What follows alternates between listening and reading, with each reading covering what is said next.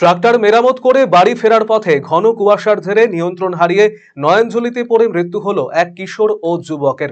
মঙ্গলবার রাতে দুর্ঘটনাটি ঘটেছে দক্ষিণ দিনাজপুর জেলার গঙ্গারামপুর থানার চালুন গ্রাম পঞ্চায়েতের জামডাঙ্গি গ্রামে। পুলিশ সূত্রে খবর, মৃত কিশোরের নাম মোসাকুল ইসলাম ও মৃত যুবকের নাম আলামিন আলী।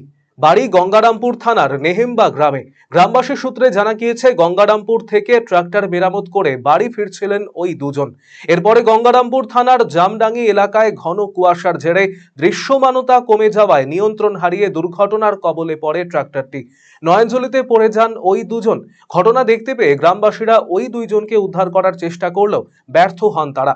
এরপর গঙ্গারামপুর থানার পুলিশ ঘটনাস্থলে পৌঁছে আর্থ মুভারের সাহায্যে ওই দুজনকে উদ্ধার করে গঙ্গারামপুর থানায় নিয়ে গেলে কর্তব্যরত চিকিৎসকেরা তাদের মৃত বলে ঘোষণা করেন। বুধবার মৃতদেহ দুটি উদ্ধার করে ময়নাতদন্তের জন্য পাঠিয়েছে গঙ্গারামপুর থানার পুলিশ।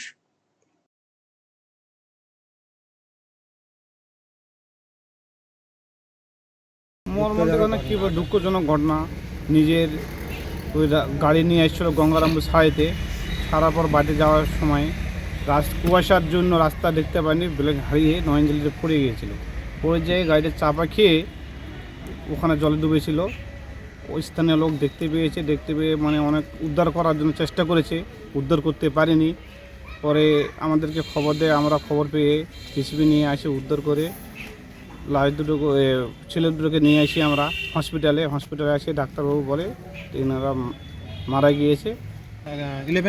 একজন 12 পড়তো, একজন 9 পড়তো। কোন স্কুল?